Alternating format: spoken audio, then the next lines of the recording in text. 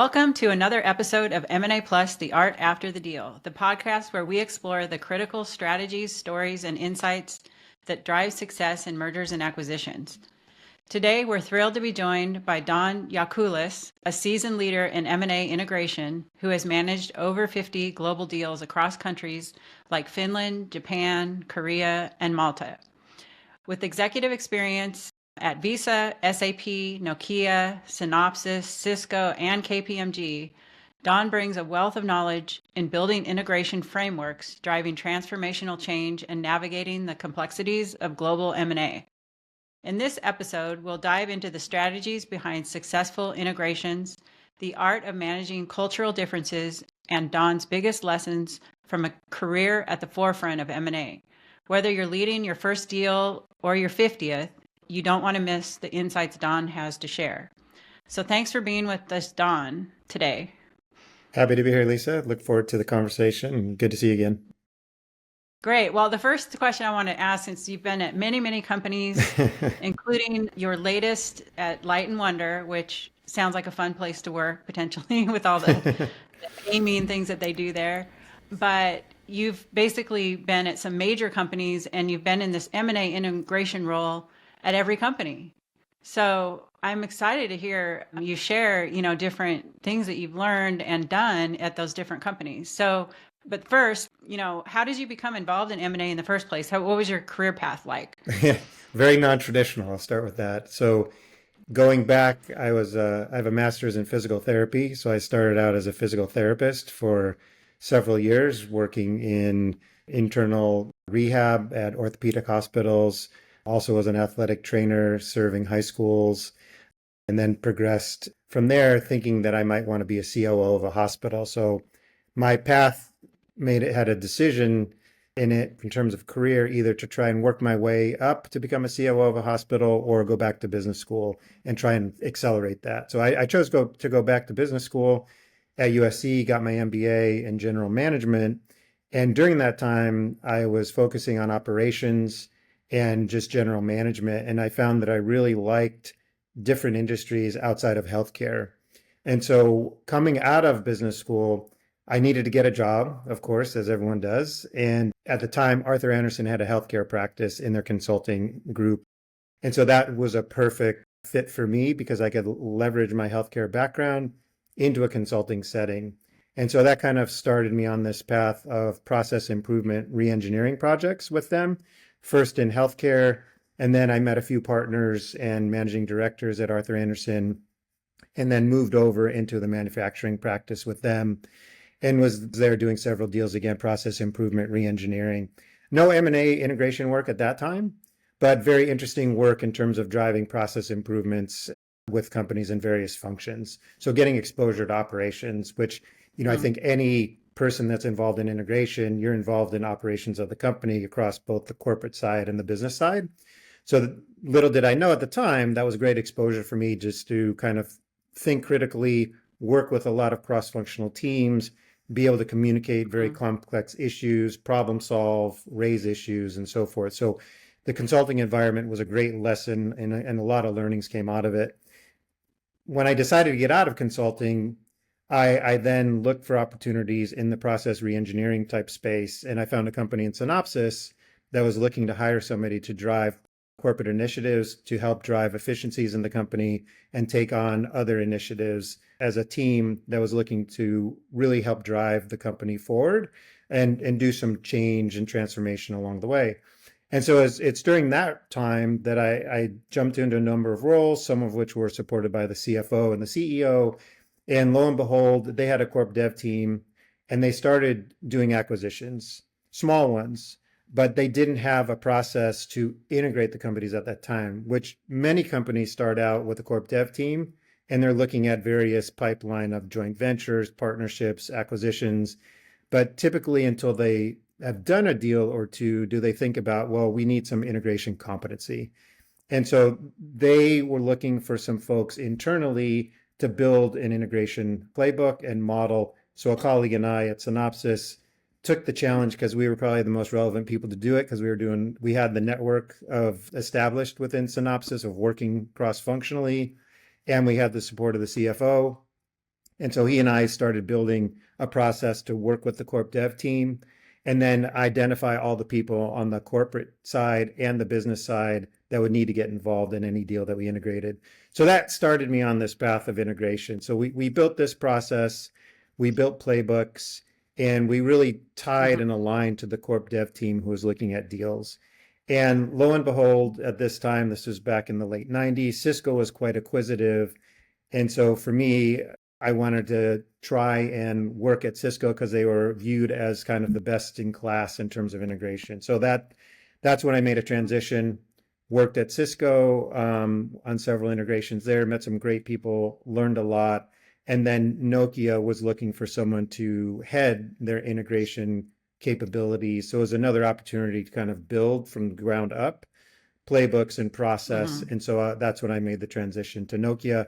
And then that's been my path since, is being tapped by different companies to come in and lead integration from a foundational level and build those competencies from the ground up. So I went from Nokia to SAP and from SAP to Visa, and then at Visa went away for a stint to KPMG doing internal M&A. They were trying to grow as a company, so not on the consulting side of things.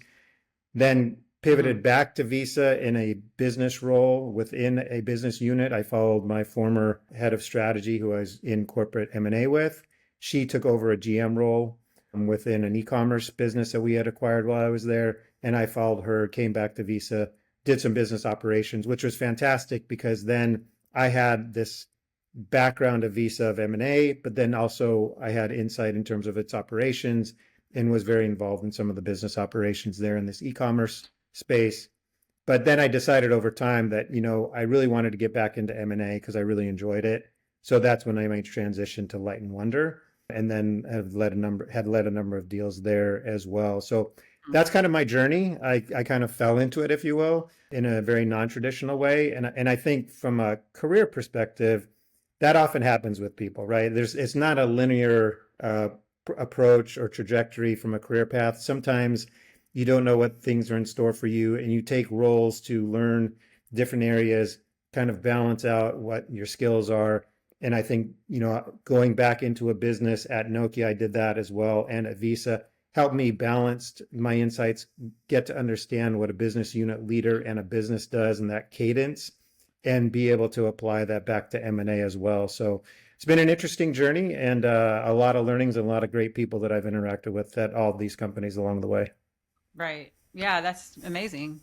I noticed that a lot of people that end up in M&A roles, especially if you're the head of integration, did previously do a lot of operational roles or were in like a CFO, finance, heavy finance type of role, because those heads of M&A integration are in charge of a very major process that happens during M&A. So, if you don't understand a lot of different ways that the company operate, how they operate, plus how to extract value at the same time, and understanding, the full picture of that, it would be more difficult to be successful at that role. So, it doesn't surprise me. And I also am a big fan of playbooks. And, you learn the value of planning and creating playbooks when in those environments. So, and that's something that you really, really need. I almost want to say everything during the M&A process is on steroids, right? It's like normal, but on steroids. the normal process, but it's on steroids. Or, I'm in the contract management field, so I would say my team often says, yeah, it's just like contract management, except it's on steroids. Contract management on steroids. So was there a defining moment in your career through all that, through all those experiences? First, I want to just build on a couple of points that you made. I think you're right. A lot of folks that get into the role that I have some operational background, or they come from a consulting background, or they've done this through consulting. And I think to your question about, kind of a moment in time for me, there wasn't really one. I think more for me, it was the journey. And I think what I learned along the time in terms of your point about interfacing with so many different functional teams, you've got to take the time to really understand what people are doing in their roles. Because most of the time, the people that you're interfacing with as a PMO lead, they have a day job and they're asked to do integration as their night job. And so you as the PMO and the coordination point internally and with the target company, you've got to get people to do things quickly. To your point, it's very chaotic, probably the first 3 months of a deal and during diligence of, understanding the company, doing the diligence, doing your integration planning. And amidst that chaos, when you don't have people directly reporting to you, you've got to be able to influence. And so I think the biggest aha for me in my job was understanding that I needed to be a great communicator. I needed to be able to influence at all levels of the organization. And I needed to be able to coordinate people and identify issues in their areas before they even did. And the way that a person in my role is successful is you've got to take the time to understand what people do in each of those roles so you can talk intelligently about each one of those areas, whether it's HR, finance, communication, risk, compliance, audit, whatever it may be. You've got to be able to know enough to be dangerous, to bring people to the table because they need to know that you understand what they're up against, what they're trying to accomplish, but at the same time, understand that you're all trying to work together with the same goal in mind, but they may have a day job as well. So you've got to be an excellent influencer, excellent communicator, excellent collaborator. But in order for that to all work, you really have to take the time to get to know people. And you really have to take the time to be communicative and collaborative and help be a problem solver. And I think that was the biggest aha for me and the biggest learning as I went through the course of my career is I don't have to be the smartest one in the room.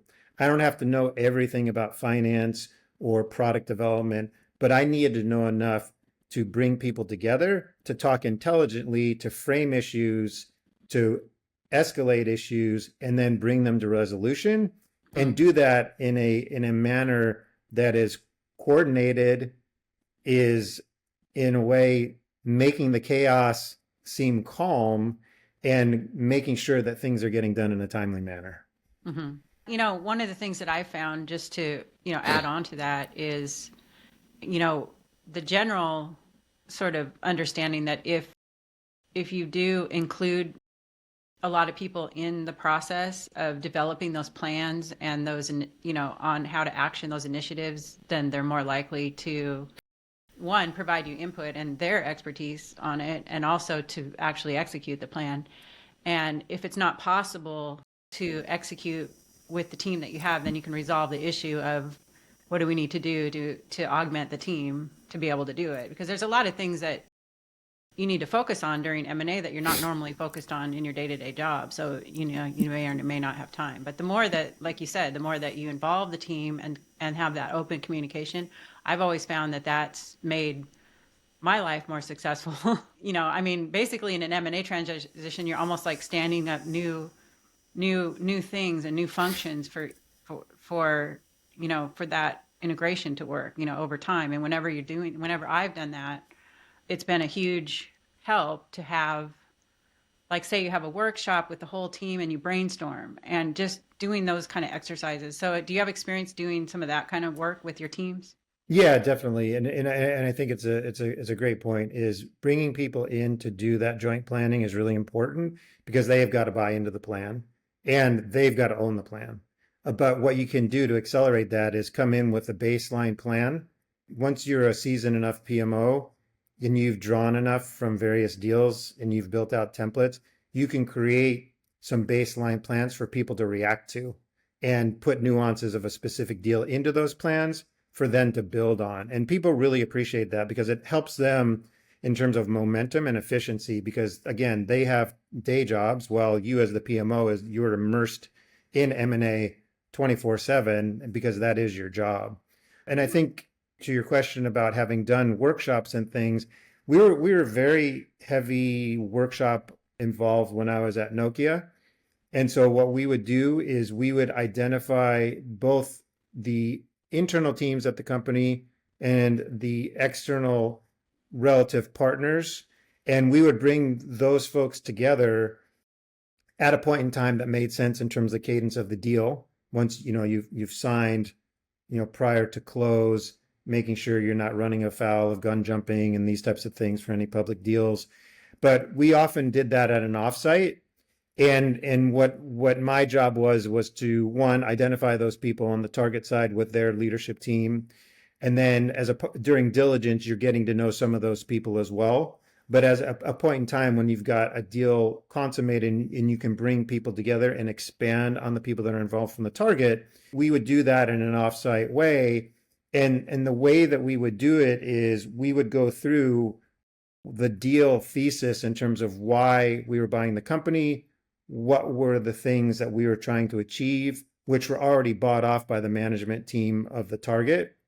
And then what we would do is, with every function and every corporate team, pair them up, and then they would go off in their own groups and develop initial integration plans. And that would be the start of this typically 2.5-day offsite.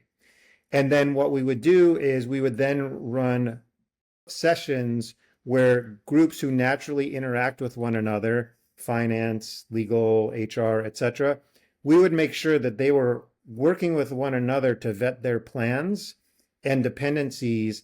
And then in doing that, we were revamping those plans in real time, not only with our internal stakeholders, but with the target company. And to your point about buy-in, because we were involving the cross-functional team and had what we called two in the box, so finance people from our side, from their side, HR, and so on, they were a part of the planning process. So they felt a part of the overall accountability to making sure that we were driving integration in a timely way, getting things done, getting things resolved, identifying new issues that we hadn't discovered in diligence, because you never discover everything in diligence. It takes time when you have access to the company to really understand the people and the company itself. And by the time that we had completed these initial plans, we would end the session by doing a readout in plenary with everyone on the team present, and every function would go through and walk people through high level their plan, potential issues, even potential requests for incremental headcount or additional incremental budget. And the leadership team of our team that's doing the acquisition and the acquired team would then get a sense of, all right, we've got a plan that covers 30, 60, 90, 180 days. We're now starting to understand some of the issues we're going to need to make decisions on. We understand some of the budget potential constraints or the incremental requests that are going to come in so that we can start assessing those. And at the end of the day, we called it a blueprinting session.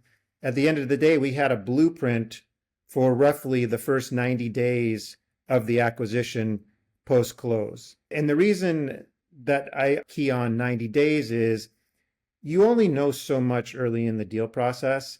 So you probably have enough information to really plan that first 90 days, and even getting to 90 days can be a bit opaque. And then what we would do, and I think this is a best practice, at least from my standpoint, and I tried to implement it at each company that I was at, is every 90 days becomes a rolling revamp of the integration plan. So as you've gotten through the 60 days, you're now telling teams, all right, we're through 60 days. Now revamp your next 90 days, day 91 to 120. Have that ready by the time we hit day 90 so that we are ready for the next, if you will, quarter, right? So running it on a quarterly basis, similar to the way the business runs their financial cadence on a quarterly basis, was what I found worked really well. And we could chunk out a large, complex integration into these kind of quarterly sections, and that each 60 days within those 90-day plans, we were revisiting them, reevaluating them, identifying issues that were still outstanding, and identifying new dependencies, new decisions, new investment, etc. And it worked really well because things are constantly moving and changing. And so a plan made very early, gets stale very quickly. And so you've got to quickly recalibrate and get more insight in terms of what that next 90-day cadence looks like.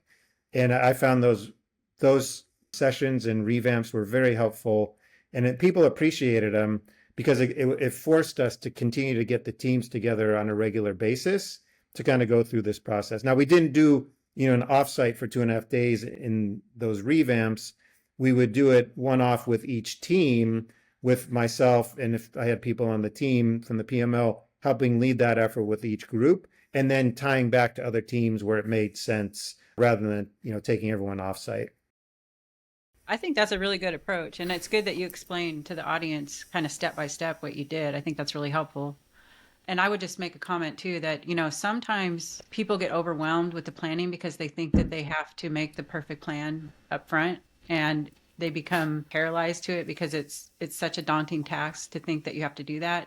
But really you just need to come up with a plan that that you think is going to work, and with the mindset that you're going to adjust it later on. So Yep, that's right. I think people fall into that trap of, especially people who are more of the type of person that is very much, I want to stick to my plan. I want to stick to my plan. Right. So that's another thing to maybe highlight in this space is it's probably one of the most volatile, I guess. I don't know if that's the right word, but Maybe I would say it can be volatile, but also it's just very dynamic.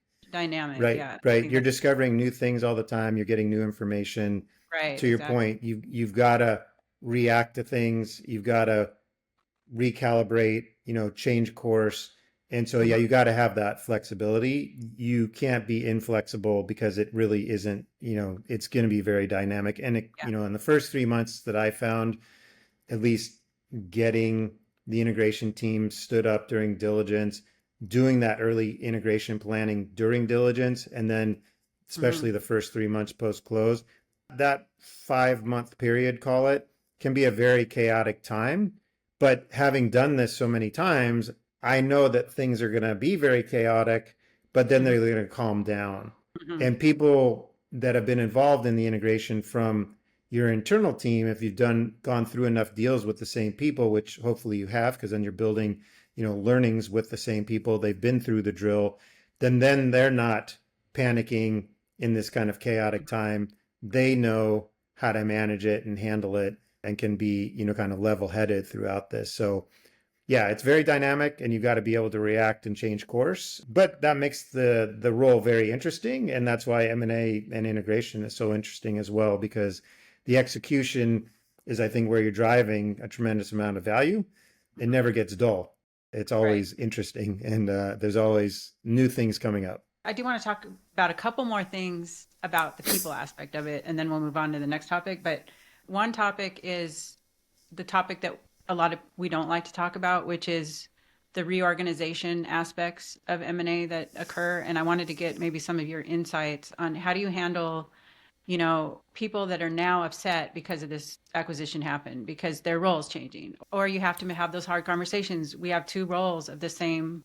We have the same role, two people in the same role. So Right. one of you got to go, or things like that. So what is some of your experience, and how do you handle those situations?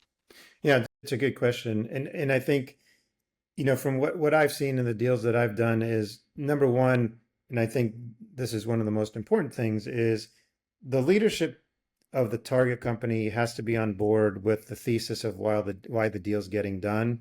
And the two management teams from the acquiring side and the acquired side need to be in lockstep in terms of what they're trying to achieve and why they're doing the deal.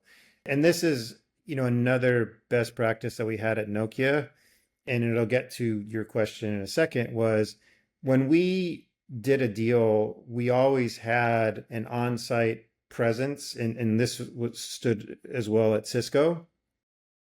And during that time, we had leadership of the target company lead off the kickoff meeting, explaining and going through with everyone the journey that they'd taken as a company to get to where they are today, to kind of memorialize all the hard work and what people have done, and kind of teeing up like why this acquisition was going to be positive. Because most of the deals that I've been involved with have not been, have not been like hostile in any way. They've been more, hey, we're looking at a technology to supplement what we're doing, or we're looking to get into a new region in terms of new product, new feature sets. And so that's always been the types of deals that I've been involved in, and limited on the synergy side, other than a couple of big deals that I've been involved in. But I think the most important case in any of these is when that leadership team is, conveying to their people the journey that they've been on, why the deal makes sense, and you follow that up with the target side leadership, then celebrating that and then really clearly articulating the strategy and how the company is going to fit into the new organization. I think that first off kind of level sets everyone, also sets them on a course of where we need to go. But I think people do understand that a part of this deal, there's unknowns, to your point. People, understand that you can't have two CFOs in a role, or you can't have two, product development leads. So I think by nature, people understand that. It doesn't make it any less difficult. But as a part of that, it's a very concerted effort to then have follow-up discussions with the target management team to understand people who are the critical people, where there might be duplication, and then work through that process in a very personalized way. Because the more people understand it and they're kind of handled in a more personal way, I think they better process what's going on. And then you also treat them very fairly in terms of if there's a severance package or whatnot. If you treat people fairly in terms of a severance or opportunity for another role within the company, I think then you can manage these things pretty well without kind of tainting the well of, wow, this company's come in and now they're starting to lay off a tremendous amount of people. Typically that's not been the type of deal that I've been involved in. It's a few people here, a few people there, and you're having these you're wanting leadership on both sides to have these very focused conversations, identifying people, having the right conversations with them, right, and taking them through the journey and understanding, the difficult decision that's going to be made, but then offering them, opportunities for job placement services if they are being, severed, opportunities for look to new roles. And I think if you handle it in a, more personal friendly way, people can get through that much easier than if it's a very much, kind of mechanical process where it's just looks like you're just there to save cost, but you're just not handling it in a very personable way. And So I'm so, hearing regular communication and transparency. yeah, I think that's always best because that goes back to people at the acquired company want to see how their leadership is reacting. If they see their leadership and then the next layer or two down buying in, then everyone else falls into place. And that has to do with transparency and trust.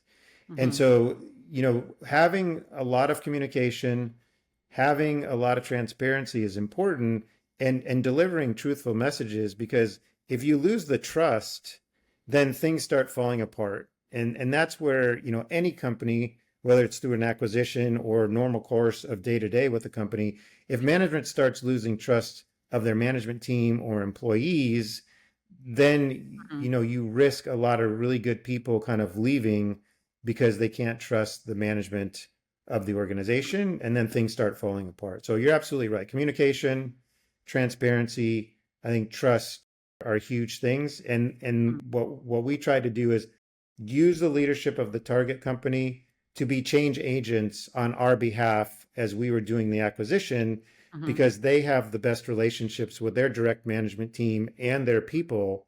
And Right. so that's why I think it's fundamentally important to have that alignment of both leadership teams of why Mm-hmm. you're doing the deal, what you're trying to get out of it, and where you're headed, because then the employees get a sense of, great, now everyone's really aligned. This makes a lot of sense to me. Right. Well, that brings me to my next topic. So I'm going to make it a little more complex now. Um, you know, how do you deal with all of those moving parts and people interactions, alignments when you're working in the global environment? So you mentioned, you've managed deals across countries like Japan, Turkey, and Malta, I think were the ones that were mentioned.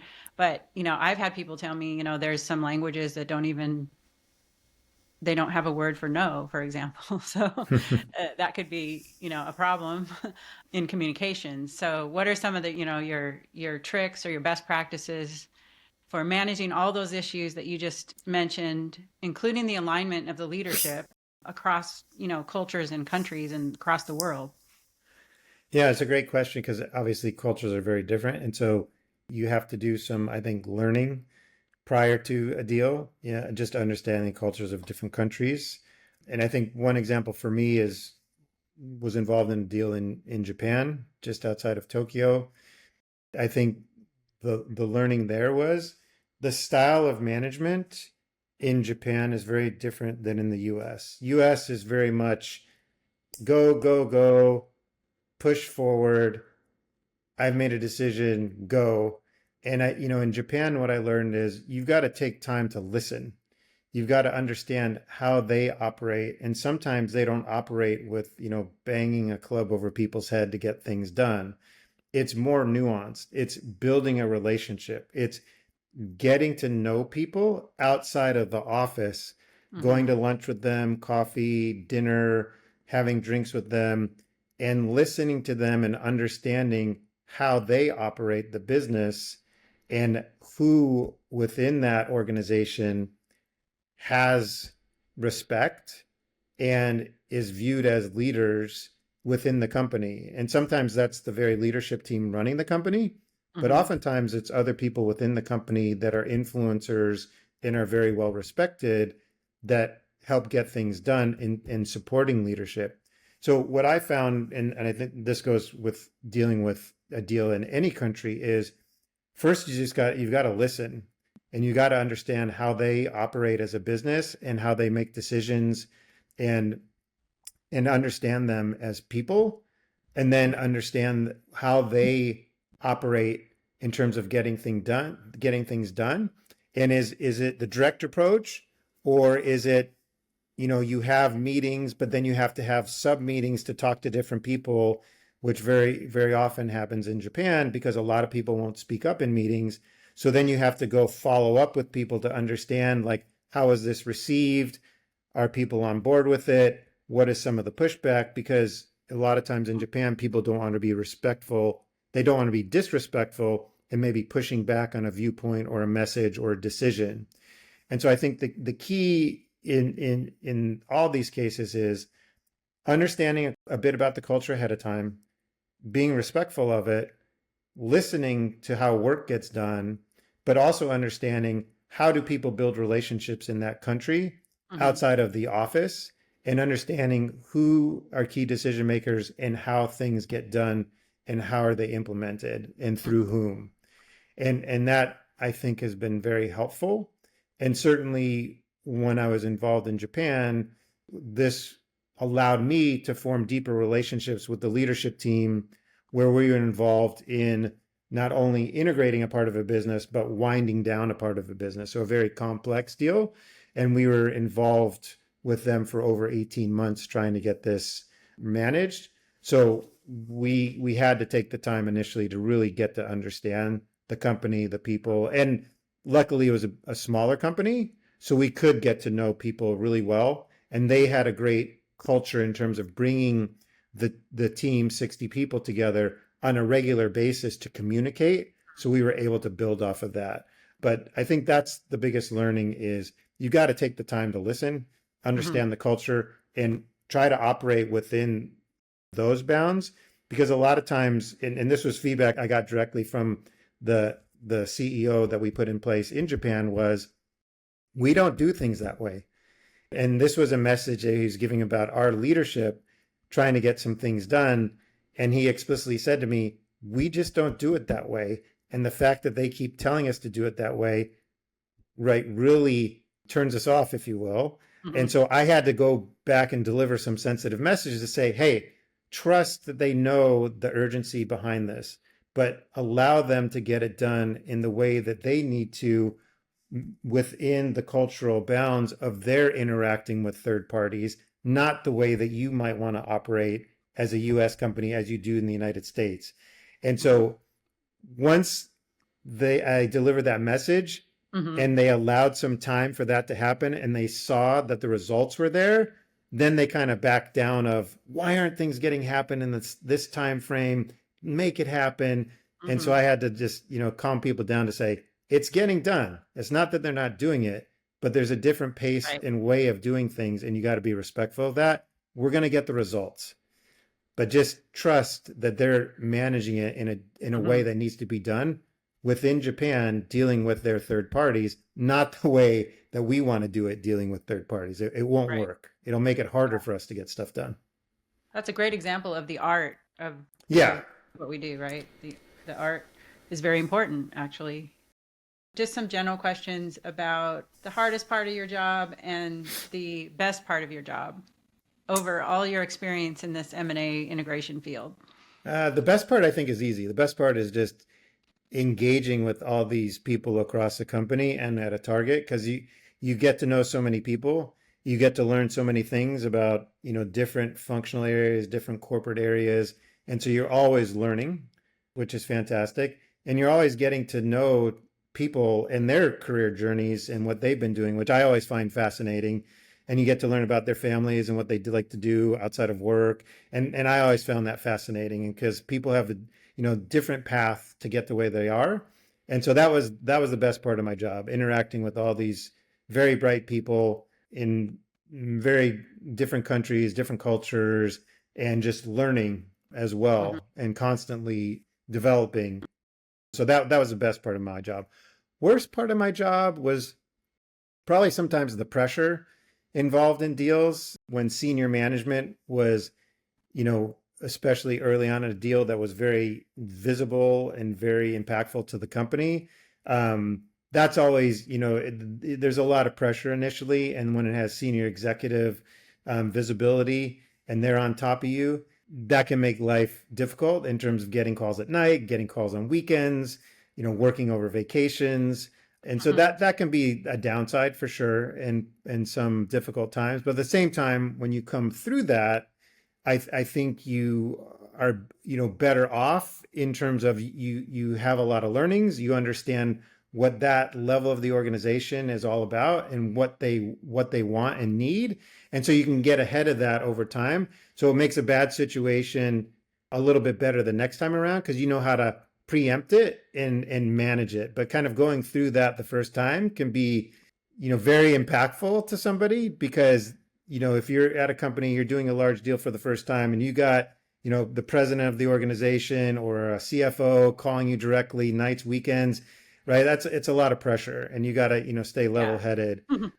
So I think those have been some bad times, is, the amount of weekends, nights, early morning type stuff. But, over time, that's not the norm, but you learn how to manage that, which, as anyone's career, they've got to learn to manage pressure and how to navigate Right. things. So there's a lot of learnings that come out of it as well. It's a lot. I mean, it's like you have to have planning skills, project management skills, the art of, doing what you're doing. And on top of that, this huge amount of pressure sometimes. It's not an easy task, but there's some of us who like to be in those roles. But it takes a lot of different skills kind of play into it, right? Yeah, and there's a lot of learning, because the what the executive level wants to hear and the time that you get with them, is a different audience than trying to work with somebody who's an individual contributor, or someone who is middle management and has many different roles that they're managing, or accountable for many different areas of the organization. So you've got to be attuned to who your audience is, anticipate their needs, and be able to adapt your your way of working to those different constituents. And I think as a PMO lead or an integration lead, because you are dealing with all levels of the organization, you've got to be able to adapt, and you've got to be able to be proactive, because there's expectations at different levels of the organization in terms of needs. And I think that's, another reason I've been able to be successful is not only being communicative and collaborative, but being able to anticipate those different audience and different constituents' needs and try to manage it, preemptively or proactively. Now, has it always gone smoothly? Absolutely not. Right. But, I've had some people pretty upset with me, but it is what it is. And you learn from it, and you have a thick skin. It's not personal. It's, related to the business, and you kind of, manage it. And it's something you then learn to say, all right, how do I handle that differently next time so I don't get into that situation? What did this person or audience or constituent need? How do I get ahead of that so it doesn't happen again? You have such a wealth of experience and information. I have so many more questions that I could dive into, and maybe I'll try to have you on again in the future. But That'd be one great. final question, if we could leave our audience with, what are the top 3 to 5 best practices, in your opinion, for an M&A integration to be successful? For M&A, for an integration to be successful or someone to be successful in the kind of PMO role? The integration is Okay. I think really understanding the objectives of the deal and understanding and working with your corp dev team really closely on the transaction side to really understand why the deal is getting done, because you've got to be able to present that collectively, but as a corp dev team, because best practices, corp dev, transaction team, and integration team are one and in the same organization. So you've got to present a united front and a message that makes it very clear why the company is doing this deal. I think that's step one. I think step two is, as a part of that, and it should be really like 3 to 5 things of, what are we trying to accomplish in this deal in order for us to achieve what we think we need to. Once you understand those 3 to 5 things, it's then diving a layer or two deeper to understand what is it that we need to execute on in order to make those 3 to 5 things happen in the time frame needed to make the overall deal successful. And if you can do that, you really set yourself on a path which allows you to then go deep in terms of integration planning, because now all the corporate teams and the business teams, all the functional side of the organization now understands where we are, why we're doing this deal, and where we're going. And now they can start to interpret, how do I fit in terms of what needs to get done? And that shapes their integration plan. And so that allows you off the bat, especially during early integration planning, during diligence, to set up that initial plan to be successful right off the bat. And then, as we talked about, you evolve and reevaluate those plans over time through interaction with the target team as well. But I think that is first and foremost what can help drive success of an acquisition, is having that alignment of why we're doing it, the strategy around it, where are we headed, so that people understand, okay, what do I need to do to support that deal to get these outcomes? And I think that's critical to be able to explain as a corp dev team, and then also for leadership to be able to explain, obviously, because they're coming up and evolving that strategy and the rationale for the deal getting it done. But that has to get communicated broadly so that everyone's on the same page. And that's part of my job, is to make sure that that's happening and that everyone's clear, so that we can drive clear plans and then understand issues that may come up that will impact us achieving those things, and then be able to manage those and get decisions. So we're constantly, driving progress. So I think that is the most fundamental thing for setting up integration success once you've got a deal done. Okay. Yeah. Yeah, I wrote down the 5 or 4. I wrote down, so there's 4 tops. I have the why, aligning on the why. I have making the plan, and then subsequent, deeper dive plans, various communication, and issue resolution. Yeah. Proactive. There's a Yeah. lot of proactive things going on here too. So that Yeah. would be an overarching theme as well. Yeah, that's right. Okay, good. Well, I appreciate you coming on. And like I said, I have a lot of other questions that I was thinking about, and we could be on here for 2 hours easily. But thank you for joining us today, and I appreciate it. No, happy to do it. Great talking with you, Lisa. Appreciate it. That's it for today's episode of M&A Plus, the art after the deal. A big thank you to Don Yakulis for sharing his incredible insights and experiences from over 50 global M&A integrations. From building world-class integration frameworks to navigating cultural nuances, Don's expertise has given us a lot to think about and act on.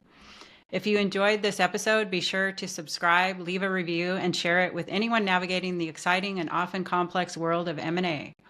Join us next time as we continue exploring the art, strategy, and stories that happen after the deal is signed. Until then, this is Lisa Scott reminding you that success in M&A isn't just about the deal, it's about what comes next. Thanks for listening, and we'll see you next time.